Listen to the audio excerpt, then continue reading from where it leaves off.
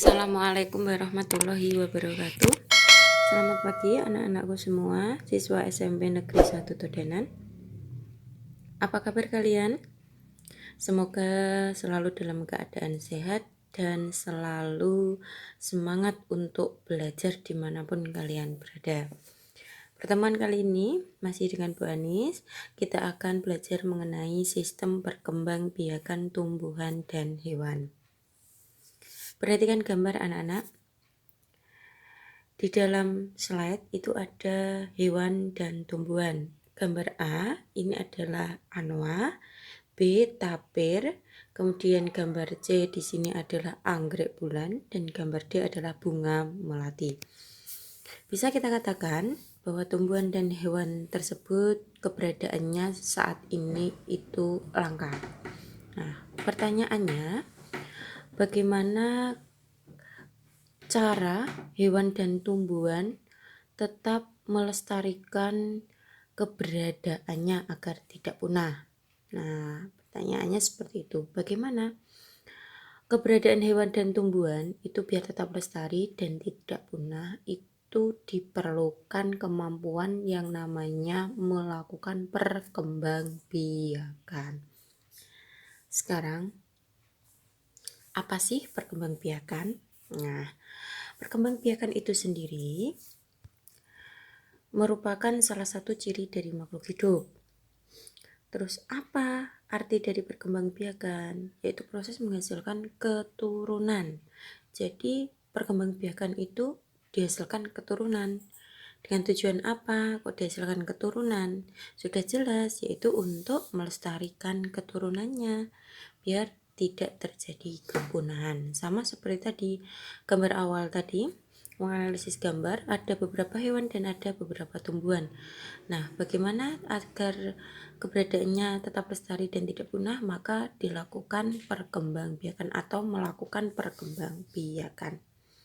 Di sini ada contoh lagi, yaitu ada pisang. Nah, di sini ada pisang berkembang biak menjadi beberapa, dan ada kucing.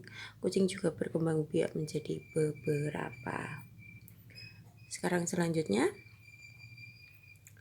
perkembangbiakan sendiri itu nanti akan kita bahas dibagi menjadi dua, yaitu perkembangbiakan generatif atau secara kawin dan perkembangbiakan vegetatif atau secara tak kawin. Kita bahas satu persatu.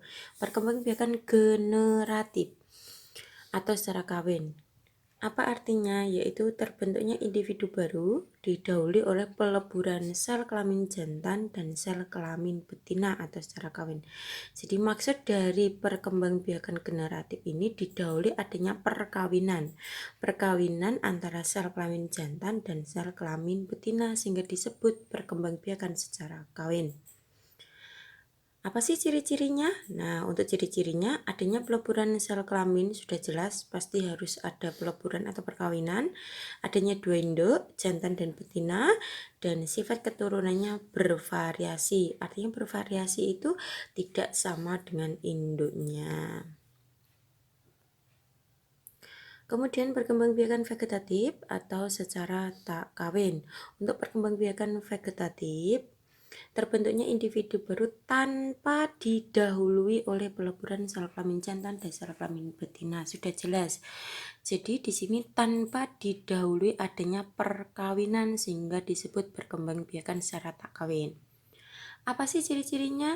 Nah, sama seperti perkembangbiakan generatif. Jadi vegetatif juga memiliki ciri-ciri. Yang pertama, tidak adanya peleburan atau perkawinan. Induknya hanya ada satu dan sifat keturunannya sama dengan sifat induknya. Itu perkembangbiakan vegetatif atau secara tak kawin. Pada bab ini nanti yang kita bahas perkembangbiakan tumbuhan dan hewan. Untuk tumbuhan sendiri ada dua tipe tumbuhan yang kita bahas, yaitu Angiospermae atau berbiji tertutup dan Gymnospermae berbiji terbuka. Jadi nanti hanya dua tipe tumbuhan yang akan kita bahas perkembangbiakannya. Yang pertama, perkembangbiakan untuk vegetatif tumbuhan Angiospermae, yaitu berbiji tertutup. Nah, kalian ingat-ingat materi kelas 7 berbiji tertutup, ada monokotil, ada dikotil. Ada dua jenis perkembangbiakan vegetatif, yaitu alami dan buatan. Alami artinya tanpa bantuan manusia, kalau buatan sudah jelas dengan bantuan manusia.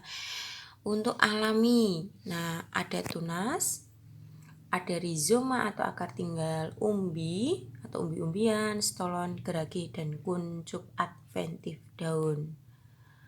Kemudian untuk buatan sendiri, berarti dengan bantuan manusia, ada cangkok, merunduk, menyambung, menempel, dan setek.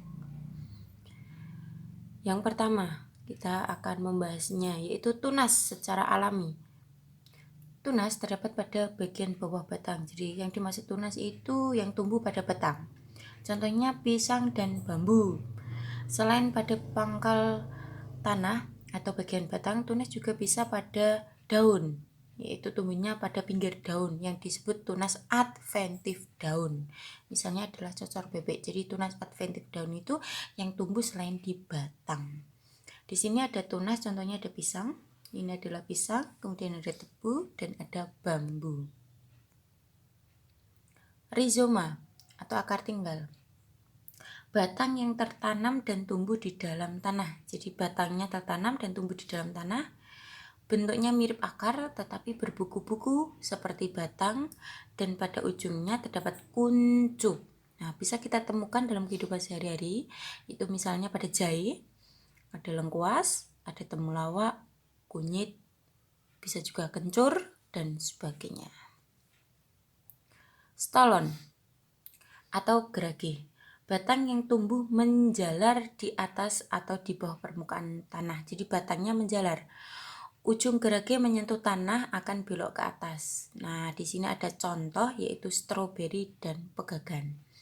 Nah, jadi stroberi itu memiliki batang di mana dia menjulur di atas maupun di bawah permukaan tanah. Begitupun pegagan. Lanjut, ada umbi-umbian. Nah, ada 3 jenis umbi-umbian, umbi akar, batang, dan umbi lapis. Untuk umbi akar, berarti umbi yang berasal dari akar yang membesar. Umbi batang berasal dari batang yang membesar. Sedangkan umbi lapis yang bentuknya berlapis-lapis. Di sini sudah ada contohnya. Untuk umbi akar ada wortel, bawang itu umbi, lapis, kemudian ada lagi umbi batang, di sini ada kentang, nah, dan sebagainya. Di sini ada singkong, ada ubi jalar, talas, dan sebagainya. Nah, masing-masing ini termasuk umbi-umbian dan masing-masing juga memiliki jenis umbi yang berbeda-beda. Nah, itu tadi adalah perkembangbiakan secara alami. Sekarang kita lanjut perkembangbiakan secara buatan, vegetatif buatan. Ingat ya, vegetatif itu tanpa melalui perkawinan. Yang pertama adalah cangkok. Apa itu cangkok? Cangkok itu menumbuhkan akar tumbuh dari batang tanaman yang dicangkok dengan cara mengelupas kulit suatu batang tanaman. Kemudian dibalut dengan tanah dan dibungkus dengan sabut kelapa atau plastik. Kita sudah sering sekali menemukan kegiatan mencangkok dalam kehidupan sehari-hari. Nah, di sini ada gambar. Jadi, mencangkok itu mengelupas kulit. Nah, kulit suatu batang kemudian dibalut dengan tanah, dibungkus dengan sabut kelapa atau plastik. Nanti akan tumbuh akar dari batang tersebut. Tujuannya apa?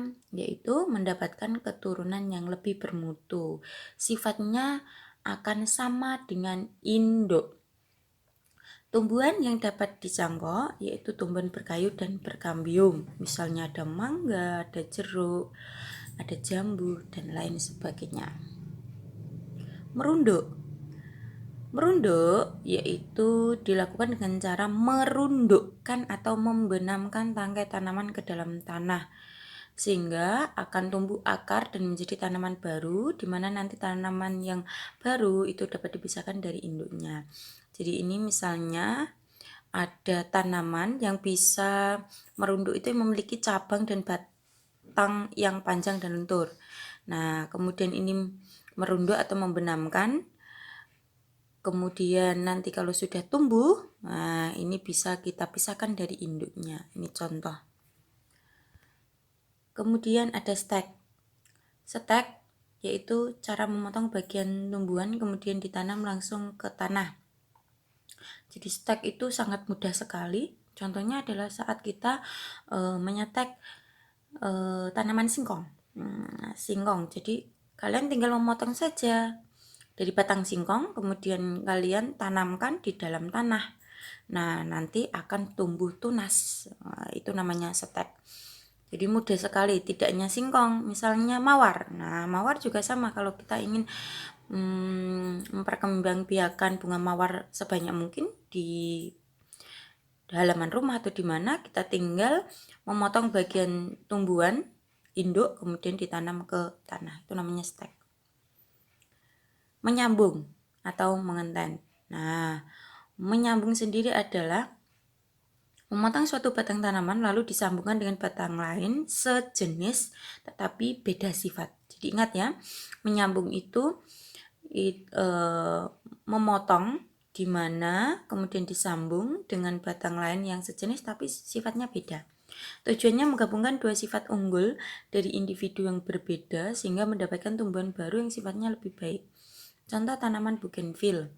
Nah, ini adalah proses menyambung. Jadi ini adalah kita potong dari tanaman. Ini dua tanaman yang sejenis tapi berbeda. Contohnya adalah bougainville. Misalnya batang bawah ini adalah bougainville berwarna merah. Yang atas ini bougainville berwarna putih. Nah, kita akan menyambungnya dengan cara mengenten atau menyambung. Nanti hasilnya bunganya ada yang merah dan juga ada yang putih dalam satu jenis tanaman. Kemudian menempel atau okulasi. Menempel atau okulasi itu adalah menempelkan mata tunas pada batang tanaman sejenis yang akan dijadikan induk. Tumbuhan yang akan ditempeli harus strukturnya kuat. Apa tujuannya? Menggabungkan dua tumbuhan berbeda sifat sehingga dihasilkan tumbuhan yang memiliki dua jenis buah atau bunga yang berbeda. Contoh pada bunga mawar akan menghasilkan dua warna atau lebih yang berbeda. Ini hampir sama seperti menyambung, tapi langkahnya yang berbeda. Kalau menyambung tadi memotong batang terus disambung. Tapi kalau menempel, ini sudah ada prosesnya, saya berikan gambar. Jadi menempelkan mata tunas, ini ada mata tunas ditempelkan pada tanaman yang sejenis.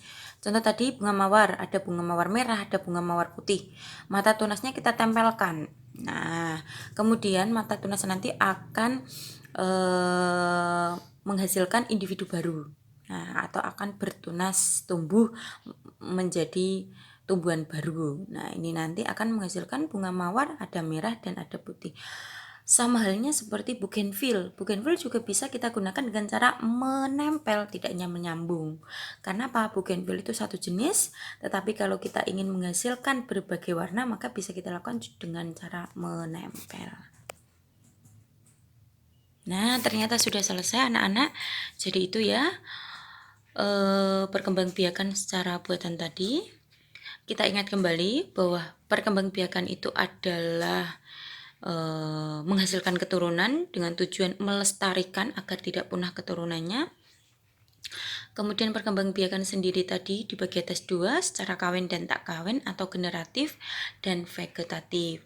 Yang kita bahas tadi sudah vegetatif pada angiospermae atau tumbuhan berbiji, yaitu secara alami dan secara buatan. Alami ada tunas, kemudian ada rizoma, ada stolon, dan ada umbi-umbian. Sedangkan untuk buatan ada cangkok, kemudian merunduk, kemudian stek, menyambung, dan yang terakhir menempel. Itu kesimpulan pembelajaran untuk hari ini. Pertemuan selanjutnya masih berhubungan dengan perkembangbiakan pada tumbuhan. Silakan nanti untuk pertemuan selanjutnya kalian bisa membaca materinya terlebih dahulu pada buku paket tentang perkembangbiakan generatif pada tumbuhan Angiospermae mulai halaman 63. Jadi silakan untuk pertemuan selanjutnya kalian harus membaca materi terlebih dahulu. Sekian dari Bu Anis untuk pertemuan hari ini. Selalu semangat belajar, jangan lupa menjaga kesehatan dimanapun kalian berada. Cukup sekian, terima kasih, semoga bermanfaat. Wassalamualaikum warahmatullahi wabarakatuh.